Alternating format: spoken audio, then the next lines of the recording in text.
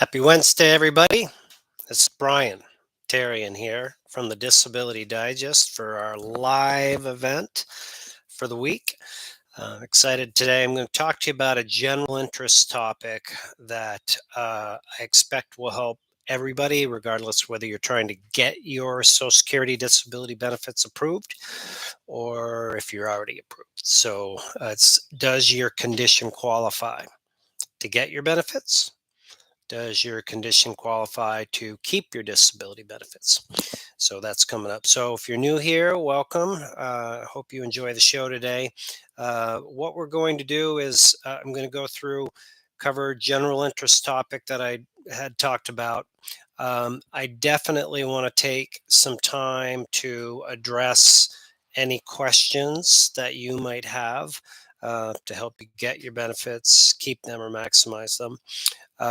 So that's what we have in store today. So first, before I get started, we've been here at the Disability Digest. There's a team of us that have been helping people since 2006. And we really focus on three things: help you get your disability benefits approved fast, help you keep them, and help you maximize those. Here on this YouTube channel or wherever you might be watching this, we put out two, three different pieces of information. So if you're new here, we encourage you to subscribe. That's a week, so that you can stay tuned in, ring the bell so you get notices on all the upcoming information. Um, and so we do that. And then at the end, I'll explain how you can join us or update us as a member and what the value of that would be to give you a no charge, customized approach to helping you get your benefits. So those are a few things. I do want to bring to your attention on our YouTube channel. There are some videos about budget and expectations, what you can expect for getting your benefits and what you can expect to keep your benefits. And there's one that was put out on May 7th and one that was put out on May 17th. If you haven't seen those, you want to check those out. In this time, we've got kind of the dual dynamic going on with a real significant backlog of over 1 million cases that is making it challenging for people to get approved. That's one. Two, for those that are approved, the number of disability reviews are at an all-time high. So it's the most that we have seen since I've been doing this work. So the budget tells us about 20% of disability recipients will be reviewed. So those are a few things. The topic at hand that I want to talk about is, does your condition qualify for you to get your disability benefits and to keep your disability benefits? And I'd like to invite some participation from those of you that are here. If you would just put in the text box like a brief one sentence explanation, or if you want to go a little bit longer, about why you believe you qualify for disability benefits to get your benefits and why you qualify to keep your benefits, right? And then I can work with that. You can keep it generic. I won't say your name. And then I can use your situation as an example of what you should be saying and communicating if you're not doing the right thing already. Okay, so go ahead and then type that in. For example, I have fibromyalgia, I have lupus, IBS, I don't sleep very well. Whatever you think is your 2 sentence or less explanation. Okay. Um, so before I get into that, I want to just set it up a little bit for people, and I want you to ha- get the mindset about what Social Security is looking for your quest to get approved and keep your benefits. There's three basic principles of the approval process. One is you have conditions. Two is they're being treated by a doctor per the doctor's requirements. You go into the treatments. taken the medications, following the directives, you've done the operations or explained why you don't want to have them. So that's two. And three is despite the efforts from your medical treatment, you have limitations on your body that prevent you from being able to work. Okay. That's it. That's the simple guidelines. Here's where a lot of people, in my experience of doing this, and I've interviewed disability professionals and applicants and recipients. Uh, it's easy to say probably 20,000. I still talk to two or three people a day. So this is what I've learned. If somebody has a condition and I ask the question, explain to me in two sentences or less why you believe you qualify and you can't work.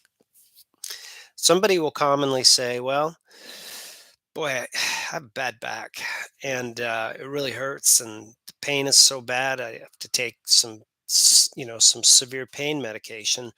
Um, and I can't, I don't remember anything. Right. Um, and so it makes it difficult and I'm not sleeping well. That's a common one. Or, the other one that I had started to explain a little bit is I've got fibromyalgia, or I have depression, I've got IBS, and I don't feel very good. So what I've experienced is people are going to communicate their conditions. They're going to communicate what they have, not what they cannot do. That is the big difference. So for anybody listening out there, I feel it is important to understand how to explain in a short, concise, two-sentence or less statement why you can't work. Okay, Lana, thank you. I'm going to use yours in a moment. And so I'll use the fibromyalgia one. Okay. Typically, with somebody with fibromyalgia, they might look fine. All right. Have self-reported conditions that they hurt all over. They don't sleep well, but that is not communicating the limitations and why they cannot work. So one way that we work on extracting this information here is I asked somebody to explain, um, what's it like for you to do a sink full of dishes for two people, right? You've got somebody cook, your responsibility is to clean. You've got plates, cups, silverware, pots and pans. How would you do it? So they'd start to explain that commonly somebody with fibromyalgia is like, boy, I can do it, but I'm going to have to go up. I'm going to have to lean on the counter, and I probably could do like the plates, but then I'm going to have to sit down. So then I'd commonly ask, well, how long do you have to sit down for? Usually have to sit down for like 10 minutes, right? And can stand back up. Well, how long can you go for the second round after you do the plates? Well, maybe 15 minutes. And I have to sit back down for another 10. So, what we're learning from this is what I'm encouraging you to have for your mindset to get and keep your check is we've learned that this individual can sit for 10 minutes, stand for 15. I don't know if I got that right or I have it mixed up, but that's my point. Then they have to take a break. And they might be able to repeat that, maybe the sit stand thing 5 times, and then they're wiped out. They got to go on their back for 2 hours. Okay. Now you think about it. You're like, okay, well, if somebody can't sit, somebody can't stand for more than, 10 or 15 minutes each, and they can do that 5 times, probably by, if they start at 8 in the morning working, they're going to be shot by 10. They're going to have to take a 2-hour nap. And if that's their life and how they live and what the state that their body is in, despite the treatment, then how are they going to be able to do any job? And that's what you need to prove. So in the medical records, of course, there needs to be some evidence that supports that, in this situation, they've being treated by a doctor, ideally a rheumatologist for fibromyalgia. and they've gone through and they've tried the different recommended procedures and they still can't sit or stand. Now, we haven't talked about sleeping. Usually somebody like this has fibro fog, or they have, which disrupts their cognitive abilities. And if you send them to the grocery store with a list of 10 items, they might come home with three. Okay. So let me take a look at some of these here. All right. So here's a pretty good example of one. I have osteoarthritis for years. I've had surgery on both hands, left shoulder, weakness, just had total knee replacement. So this is the first one. This is classic, actually. Does nothing to communicate the limitations. So here's the thing, like in this example, somebody could have osteoarthritis. And in the disability world or the medical world, conditions are commonly marked based on severity: mild, moderate, severe. So I could have osteoarthritis and still be doing this if it's mild, right? But we don't know in this situation how severe it is because there isn't any limitations. So then it says surgery on both hands. Okay, so if they had surgery on both hands, are there limitations? Can you hold a pen? Can you write? Can you lift? Can you lift a gallon of milk? If so, how many times could you lift a gallon of milk? If you're not able to lift a gallon of milk, and that's 8 pounds, then most jobs require a 10-pound lifting limit. Even a sit down job, you need to have the ability to do that. So in this situation, if this was rephrased, say, um, I'm not able to sit for 10 minutes because of the osteoarthritis. We don't know where it is. Or I'm not able to stand for 15 minutes, and I'm only able to lift 8 pounds with my right hand and 5 pounds with my left hand because of the osteoarthritis that I'm being treated for by a doctor, and I go through the regime. You're painting a different picture. Okay. Let me find another one here. You guys are doing great. Um, okay, I'm on SSDI. That's a different question. Okay. Here's one. TBI, fractured skull in two places. Ouch. Causes dizziness, head pain, fatigue. Okay. Balance, mobility. All right. So in this one, okay. Cannot work with screens for longer than 15 minutes. Boom. We're on the right track here. The with this one, because it is uh, from what my understanding, cognitive, right? Because of the traumatic brain injury, you need to focus on um, more of the limitations about what's it like for learning. Somebody gave you like five repetitive tasks to do. Are you going to be able to retain those? If so, for how many days? Examples like what those limitations are. Even if you can drive, I mean, can you drive after this experience? And so you have pain going on. You've got head pain. How is that being treated? Oftentimes, pain, you have to go to pain management. That you're prescribed narcotics. If you're prescribed narcotics, does it cause you to take naps during the day? That's another point that you can emphasize that will help you with limitations.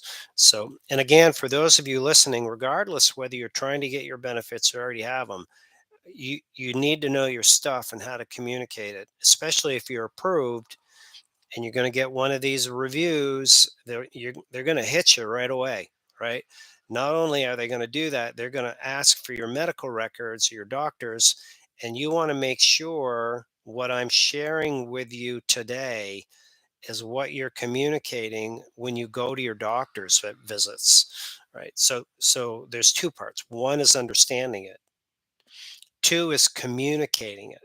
Like when you go to your doctor, you don't say, "Man, I can't sit for more than 10 minutes. I can't stand for more than 15 minutes. And then I got to and do that 5 times. I've got to go lie down, take a 2 hour nap, and try it again in the afternoon. And maybe I can do it 4 times. And then I got to go lie down for a 3 hour nap."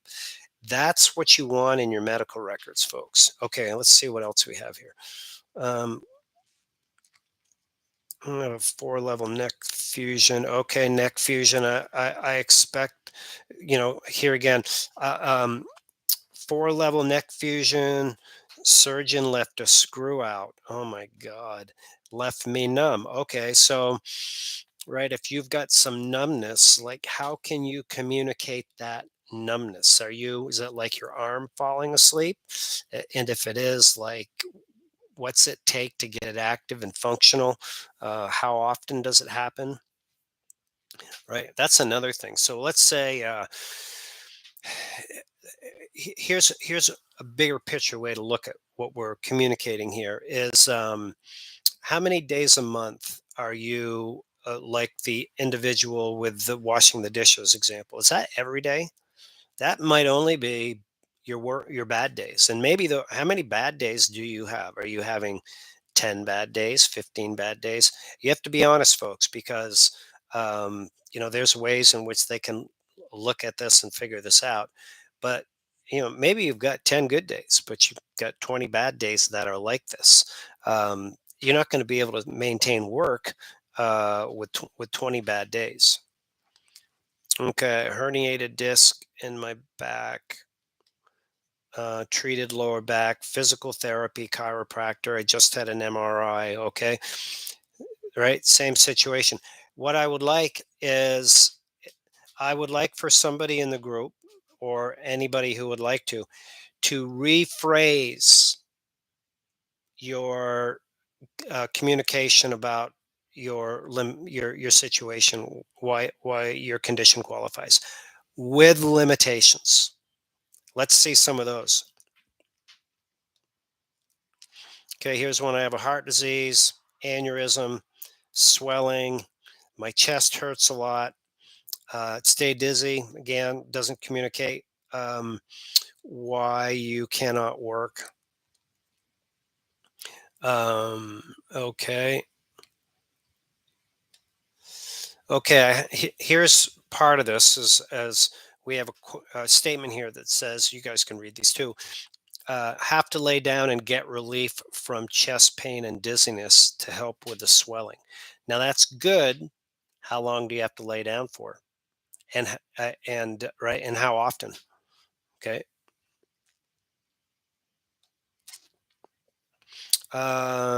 Tibia fracture, 3 plates, screws, and leg. Can't walk or stand for more than 10 or 15 minutes. Boom. That's well done, Chris. Okay. How long can you walk for? If you're putting the aisle at Walmart, right? Can you walk, like, how far? Can you make it to the back of the store? Are you using anything to assist you in walking? That's another thing. Um, okay, rheumatoid arthritis, osteoarthritis for over 15 years. Um, yep, again. Okay, here's one. Can't sit, stand for more than 10 minutes. Can't lift more than 5 pounds. Boom. We're on the right track. Use a cane. Yep. All right. I try to get all these, but what happens is sometimes when they come in fast and furious, and I might miss one. So I'm just going to go back up here and see if I did. Okay, here's one non-related, but I'll see if I can address it. I'm on SSI as of waiting for a decision for SSDI. They received my medical in April. Okay. And they're deciding whether to send me for a medical exam. I have other medical issues that will last. Okay. I don't know if there's a question there, but um, usually, the last step in the process typically is the independent medical exam. And if you do have one of those or anybody else that's out there, in my opinion, experience, it's important to understand like the 7 key things that you need to do. We have it on this channel, or if you're a member here at the Disability Digest, then you have definitely you have access to the full version of it. Um, okay, great. So I hope that you have found this exercise helpful and understanding your, like in business, they say have an elevator pitch, like two sentences or less to explain what you do, and that's really what you need here. Why do you need that? Well, you need it to answer a short, concise, not too wordy explanation why you're disabled. Definitely, if you're starting the process, in my opinion, here's why. Um, if you are communicating to Social Security on your application, that's one. If you need to talk to an examiner for Social Security, your case manager, that's two. If you choose to use professional representation, super competitive environment. There's a lot of people looking for representation and a shrinking pool of people that do the work to make you stand out, understand how to communicate you're disabled. If you're approved, you get your CDR or looking for other resources, then it's important to do that. So those are some of the key reasons. So um, for all of you in the show notes, there is some information that supports this. There is, does your condition qualify? There's a piece in there, a video called Have Not. Like you you want to focus on what you're not able to do, not the conditions that you have. That's a purpose of that. And then there's other resources that will help people just plain survive or reduce their phone bill or find housing or understand how much money you can make, and keep your benefits. One of the areas that we're spending time on now and focusing is ways in which you can supplement your income and go through the approval process. Not so much, because we recommend that you actually reduce or eliminate any income there to get approved, because you're proving that you can't work. But for those of you out there, I know you guys are getting pinched by inflation. You got a little bit of a raise of 5.9% in your check last year, but we're at 8.3% inflation, and Medicare Part B went up. So I hear you. I have been here at the Disability Digest. Most of this business, or a lot of it's been run by members who are disability recipients. They come here and apply and go to work. So I understand the nuances, and I'm not saying I have all the answers, but I've interviewed and I've met people that have learned how to supplement their income and what they can do, and I've learned from my own experiences. So we're putting out segments of information starting in June. And not only that, I have like a very prominent spokesperson for the disability recipient community that will be joining us for an interview to share his experience about what he's done. So if you're new here or you're not subscribed to the channel and this is of interest, I definitely suggest that you hit that subscribe button and the bell so you don't miss any of those that are out there. Last, for you folks that are listening or anybody listening to the replay, we offer and suggest that you join us as a member or update your membership if you're here at the Disability Digest. And the reason why is that's the best way in which we can help you. These are big picture items that we have here, but the what is going to best help you is a tailor custom approach to what your needs are, whether you're trying to get approved, keep your benefits, or maximize your benefits. And it's driven by your condition, your age, how long you've been on benefits, or if you're trying to get benefits, where you live. There's just a lot of variables. So we have an evaluation tool that takes less than 2 minutes really to go through and complete, and that helps us understand what exactly we can get to you to help you out. And there's no charge for the membership. We're like a radio or TV station where we're supported by sponsors and ads that allow us to do this work. And oftentimes we can get on the phone with you, or we can help you in live events. We have support groups now where you can interact with others and us so you can understand how to use the resources we have to help you move forward. So, this has been fun. I thank you for your interaction. You are a great group today. We're typically here on Wednesdays, so I invite you to come on back and look for the next one. So until the next time, make it a great day, everybody. Be well. Thanks.